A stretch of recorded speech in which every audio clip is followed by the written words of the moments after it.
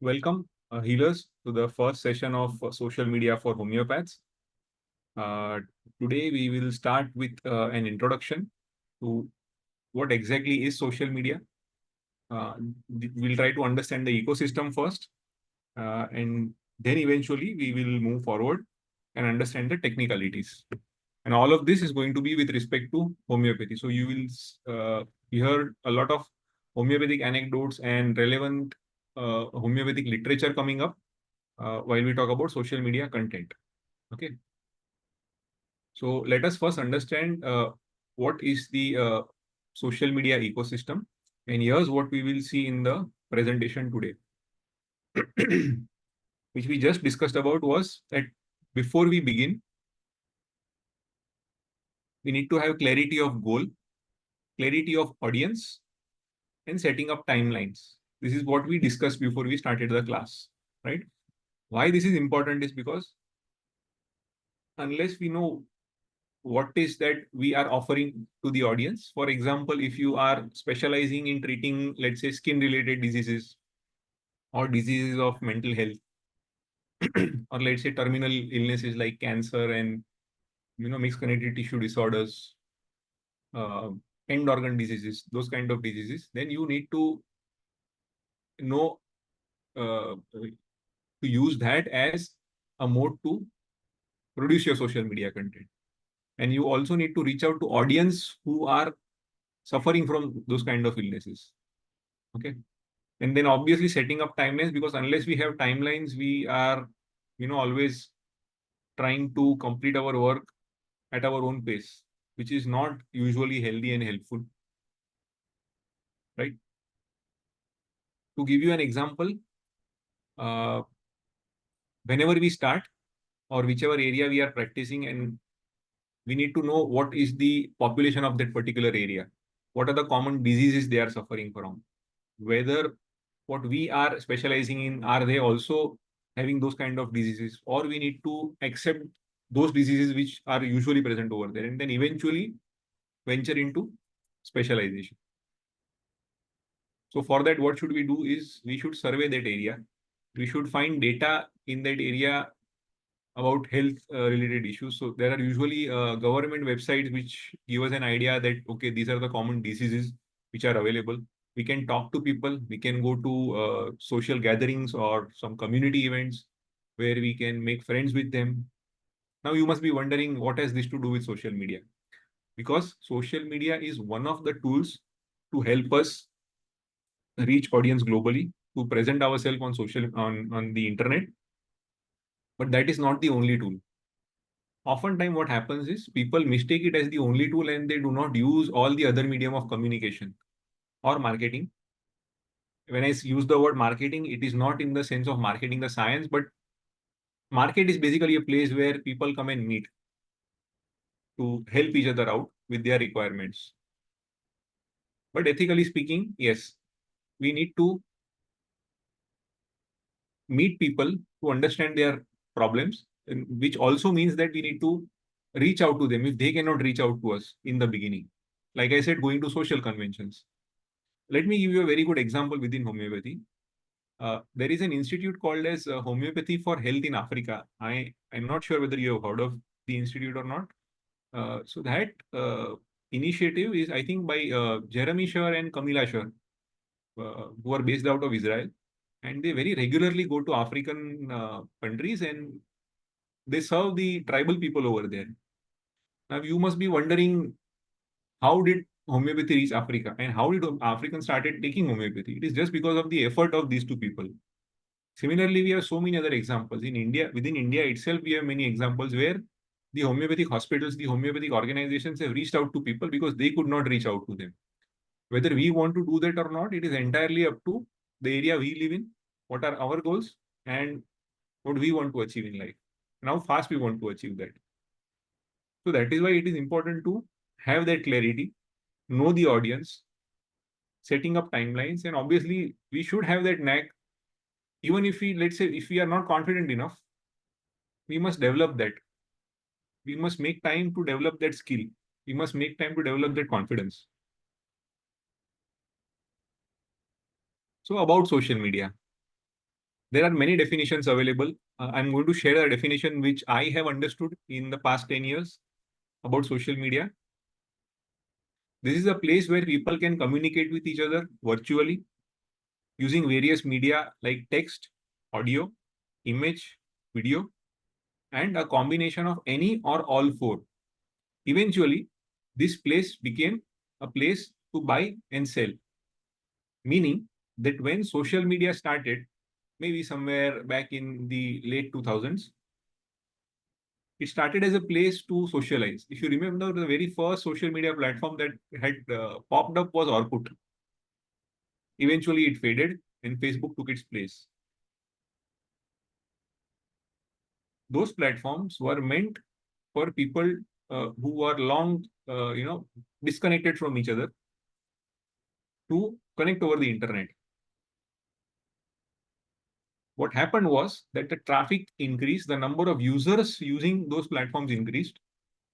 And then the founders realized that, okay, this could become like a marketplace where people can showcase their talent, their services, their products, and those who are in need will also be able to reach out. They'll be able to find what they need on the same place. And then that is how this became a marketplace.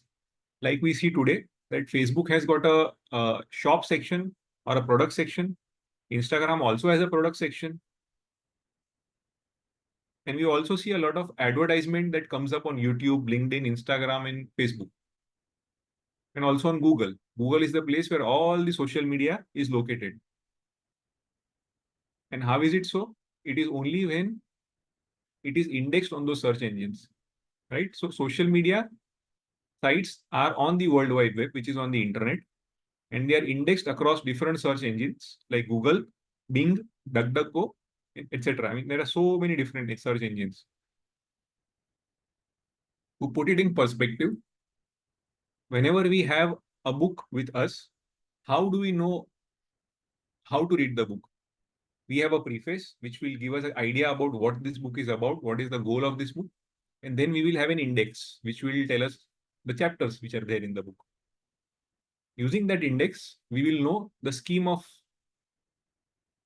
contents of the book. Similarly, every search engine has a list of, or rather has an index where all the content of social media is put up into place in a very organized manner, which means that if a social media platform is not properly indexed on a search engine, it is not likely that you will be able to view it. In the current scenario, let's say if you visit China, for example, none of the social media will work over there. Why is it so? Because China has its own search engine, which does not allow any of the social media sites to be indexed. So what happens is that you cannot activate any social media platform when you visit China. But then what do they have? They have their own social media ecosystem. So whenever you are in China, you will be able to use only the Chinese social media apps and not the social media apps which are otherwise available globally. Well, that also means that you may not ever be able to get a Chinese client through your conventional internet. Or what you can do in such cases is you can use a VPN, which is a virtually private network. Meaning not you, the client who is in China, if at all they want to reach out to the world, they need to use a VPN. So that is the way you can break that barrier. What I just spoke about, they are not very important as far as the application of social media is concerned, but this is just a foundation so that you understand where social media comes from. Mm-hmm. Uh, the basis of all social media is content. Okay. And it varies from one social media handle to the other. And each social media content type is used alone and or in combination with other media types to form social media posts. So you have got the internet, you have got the search engine, then you have got the social media, then you have got content, and then you have got posts, right? So what are different types of contents? Now, different types of content were available even before social media ever came into picture. The very first or basic type of content is text.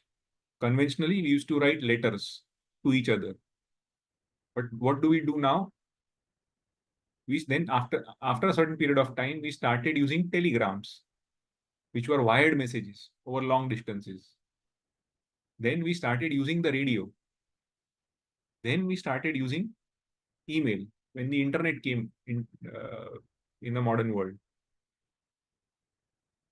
And after that, what we do now is we have started writing blogs. That is the latest advancement in text. Then you have got the audio. In the good old days, audio was all about singing, listening to good music, listening to instrument, listening to someone in the orchestra. And as time passed, that turned into listening to the tape recorder, to the radio. And what is latest available right now is audio podcasts.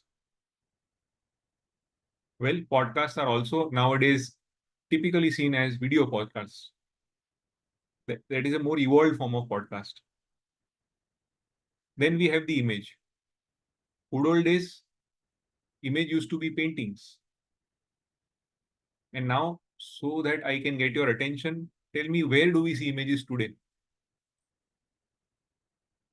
So in social so images are there everywhere on the search engine, everywhere on the internet. From social media perspective, typically the images nowadays, they are seen on Instagram and Pinterest. These are the two places which are heavily image predominant platforms. Obviously, Instagram is now evolved to more of a reel and video oriented platform. But yeah, these are the places where images are prominently seen.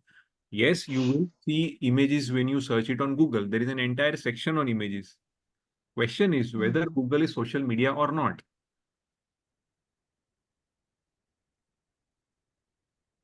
Hello? Right. So the definition of Google was there in your answer itself. It is one of the stepping stones or one of the first steps to go to social media. Okay. Whatever is posted on social media gets shown up in the Google search. So therefore, Google is a search engine. Yeah. How is it different from social media? Is social media is a place where people are active. They are able to see each other virtually. When I say see, does not mean just through video calls, but through their posts, through their communications, which is not the case in Google.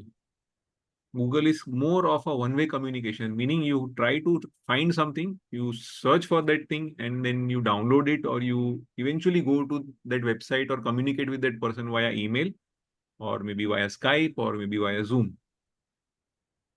And obviously through social media on Facebook, YouTube, LinkedIn, Instagram, and so many other social media platforms. Question is whether Google had its own social media platform. Yes, in the good old days, there was something called as Google Plus.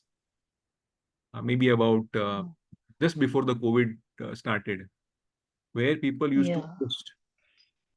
So yes, it had its own social media platform, but eventually they had to close it down due to cost constraints.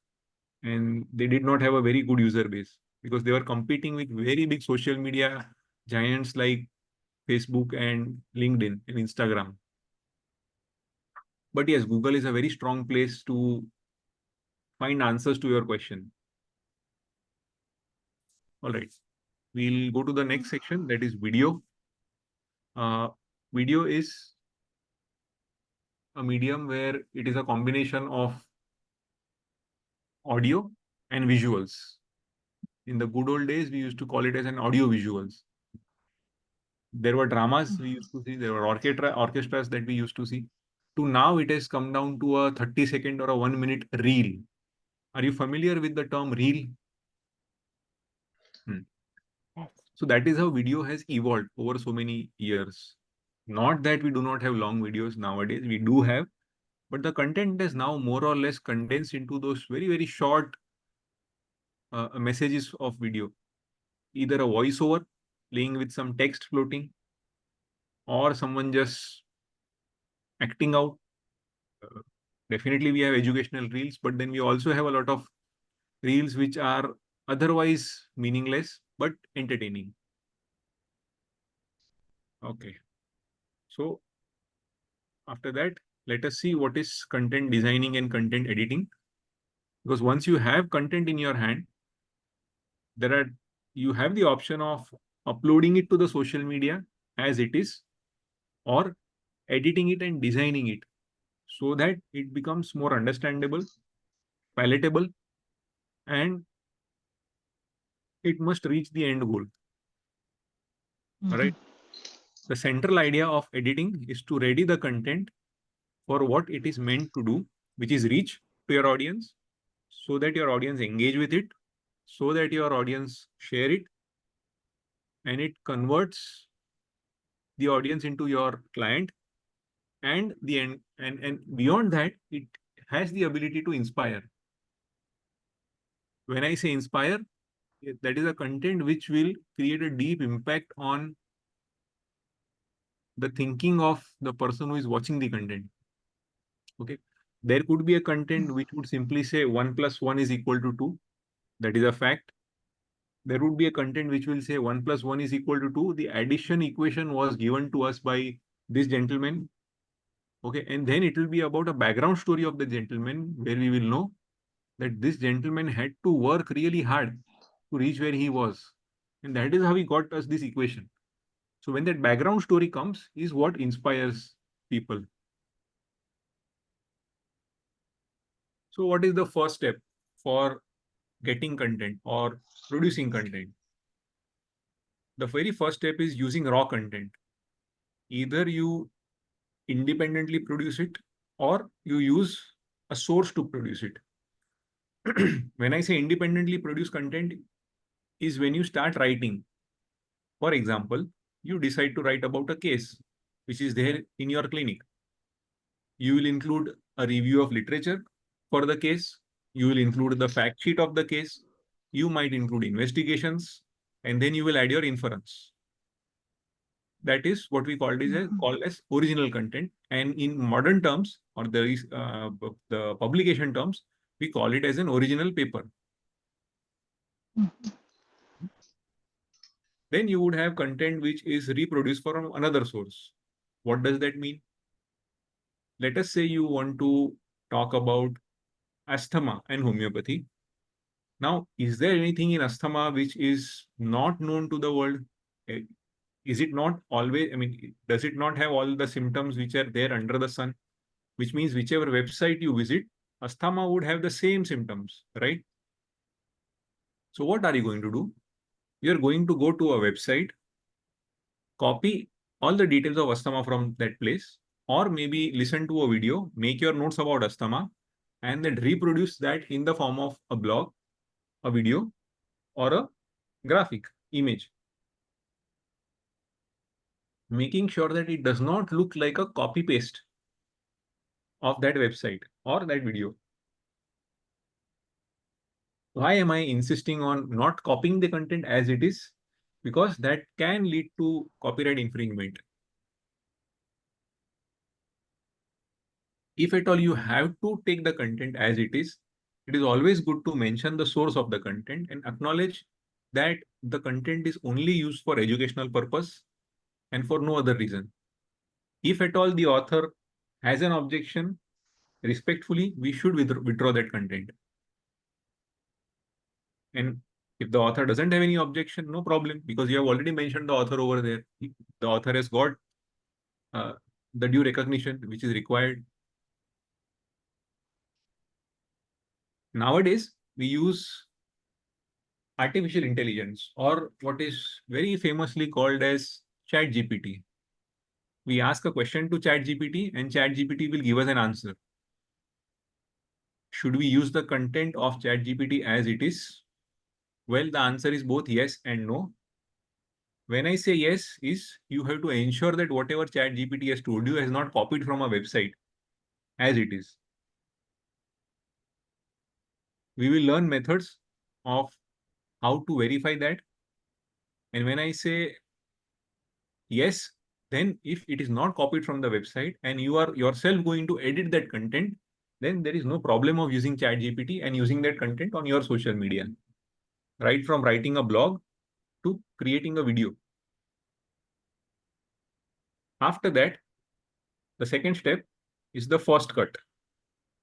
It is the first set of editing that is done considering the end goal of the content, which means that when you edit the content, it has to be in a way, like I said earlier, and it may sound monotonous, to reach to your audience or your target audience. Usually the first set of editing is, I would not say very raw, but it is still in the preliminary stages, which means there could be changes in grammar in the sentence, which means there could be change in the duration of the video. If a video is too long, it is cut short and made precise. If there are errors in talking, like when we say, my name is Dr. So-and-so, and you heard that word, that portion has to be cut out so that the video is seen as a very clean video. That is what people do in movies. Whenever we see a movie, we will always notice that the scene changes because there are certain sections which are cut out from that scene to ensure that when the two different sections of the scenes are pasted together, it looks like a smooth transition. Why do we need to do so? The answer to that lies in when we see something and it is organized and it is smooth and it is well made, it pleases our mind. We are more likely to retain that knowledge.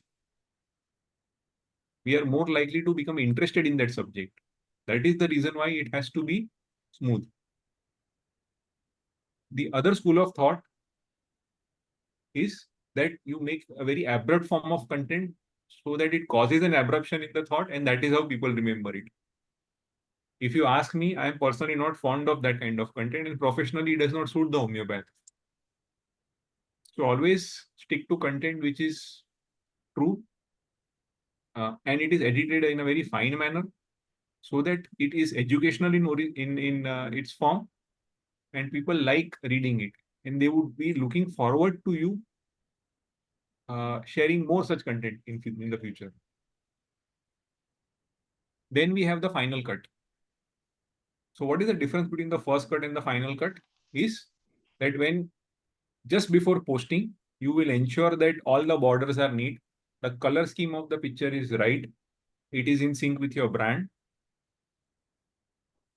the infographics or the images which you are using in your video or your blog, they are accurate depiction of what you are presenting.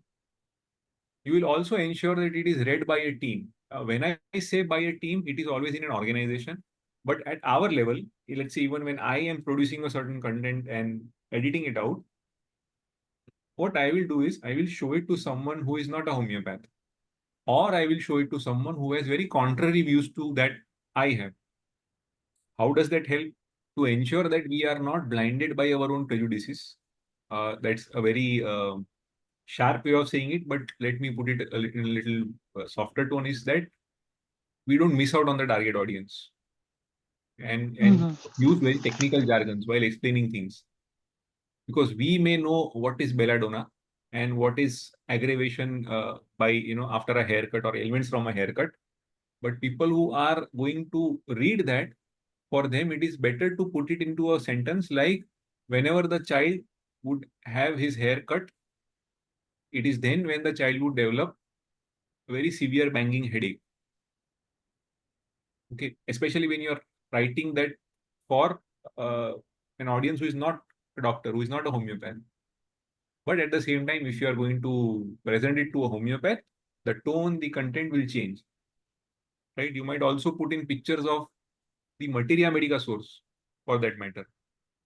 Mhm. All right. So what are the different types of editing? One is cutting or trimming the content. When it comes to video, it is removing all the unnecessary parts of the video, trying to cut it short. Sometimes what happens when we start recording a video, there are a few seconds where we try to sit, we try to look at our picture in the camera, and we adjust our glasses or maybe our hair. Those few seconds have to be removed. They need not be in the final edit. Okay. And obviously, whenever we have uh, made mistakes while talking or made mistakes while writing, we remove those portions, right? Which is trimming off, cutting out those portions. we may like to add some things. In a blog, we would add images. In a video, we would like to add some text, maybe some images, or maybe a video within a video. We would like to enhance our content. What do you mean by enhance? If the lighting of the photograph is not good, we would like to increase the brightness of the photograph. If there are too many shadows which are visible, we would like to reduce the amount of shadow that comes. If the photograph does not fit the dimension of the social media, we would like to readjust the dimension so that it fits into the social media. In fact, there are many AI tools which can help give you border to the person's contour. There are tools which can help you remove the background. These are various enhancements which you can make when you edit your content. The last part of editing is proofreading. Yes, technically it is a very different part. It is not exactly part of editing. But once you finish all your editing, please make sure you have proofread the content before you post it. It is not a crime to post something which has got a spelling mistake. It is not a crime that if you are not written the sentence in the right manner, but try to proofread everything before you post. Your content also develops according to your temperament. But yes, we must try to have some sort of a guideline, like we have the philosophy in homeopathy, to ensure that when we prescribe in the right dose, we have the right reputation, and we choose the right remedy. What in modern terms we called as a standard operating procedure, way back 250 years ago, Dr. Samuel Hahnemann had created those guidelines.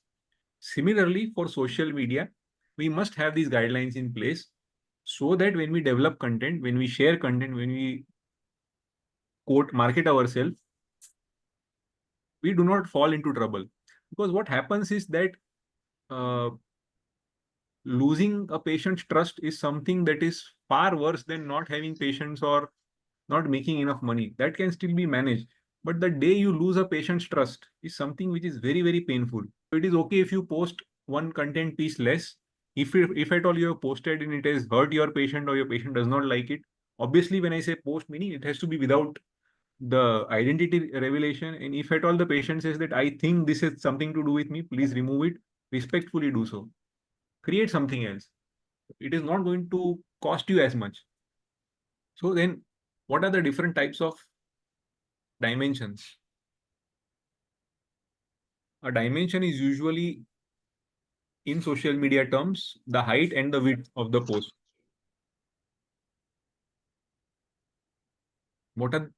So when you see the next slide, you'll be able to appreciate what I'm talking about.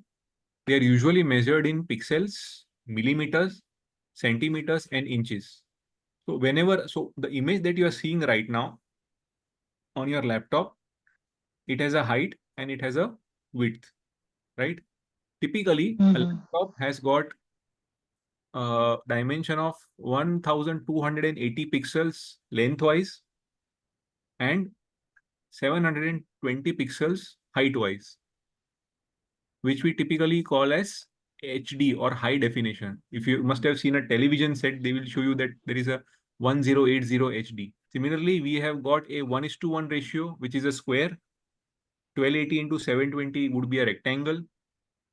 4:3, which is there in your PowerPoint presentation, or a 16:9, which is there in your PowerPoint presentation, will also be a rectangle. And the latest one which has come up is the Instagram story, WhatsApp status, Instagram reel. That is called as an Instagram story dimension or a status dimension, which is 1980 into 1080. It is a rectangle, but like a standing rectangle, what we typically call as a portrait. All right. We need to know these dimensions because every social media platform requires different dimensions for posting content.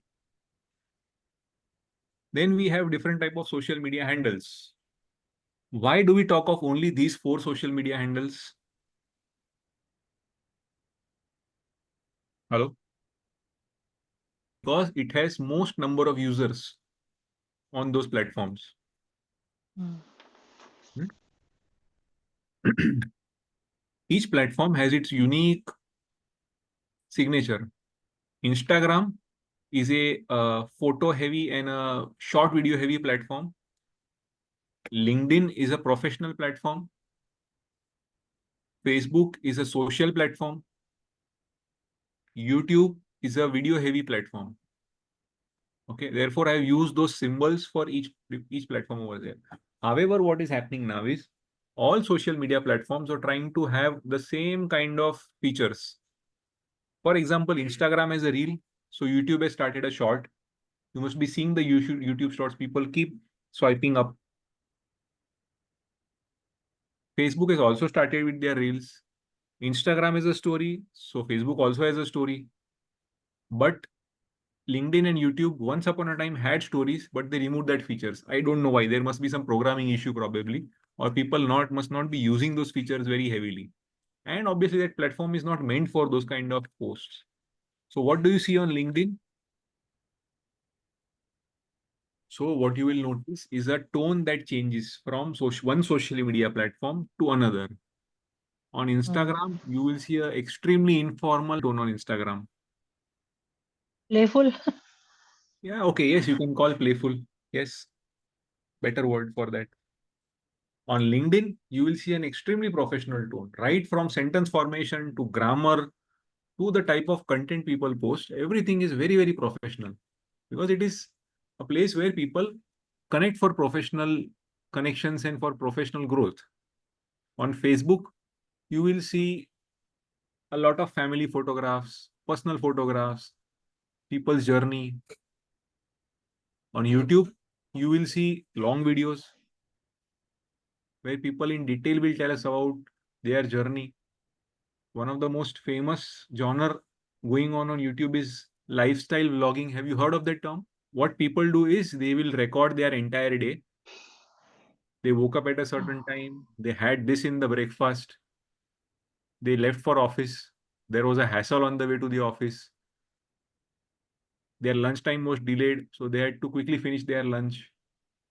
Then typically they are supposed to leave at 6 p.m. But because of some pending work or some extra work that came up, they had to leave at 10 p.m. So yeah, people do post about it.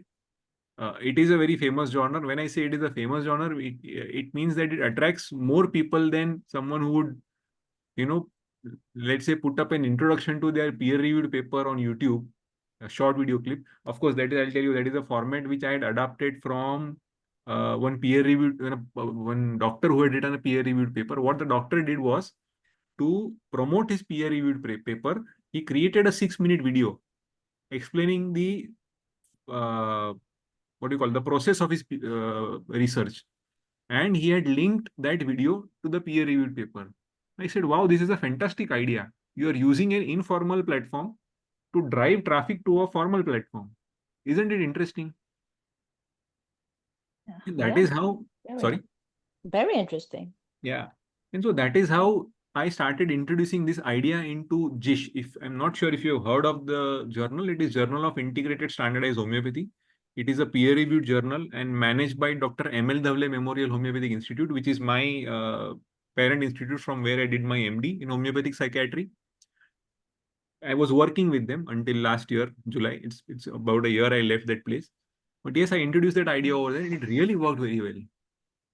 So the point is that you are here to take guidelines, you are here to understand the technicalities, but the application of what you learn here will entirely depend upon your outlook. You will be able to get ideas better than what I am sharing over here. You will be able to put things into perspective better than what I am able to put. And that is the idea. And there is no better thing for a teacher to have the student do 10 times better than their teacher. What are the properties of a post? There is a description, which means there is a text that you need to add. There is a file that you need to select to upload. It could be a document, it could be a video, it could be an audio file. Okay, it could be a GIF image. Those images, which GIF file, which which would keep replaying itself again and again, looping.